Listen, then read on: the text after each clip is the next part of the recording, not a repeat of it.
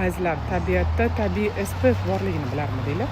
Azizlar, mana bu o'zimizni oddiy shaftoli barglari. Mana kunlar jaziramalar boshlandi.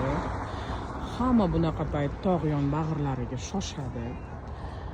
Ana shunaqa payt mazza qilib cho'milib, oftobda toblanib, ko'pchilik terisini kuydirib qo'yadi, achishtirib qo'yadi. Mana shu oddiy shaftoli barglari sizga SPF vazifasini, ya'ni quyoshdan saqlovchi vazifasini o'taydi. Nima qilasiz?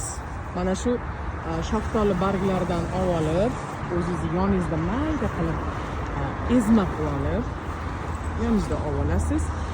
Ana shunaqa oftobda toblanadigan payt ustingizga surib olasiz.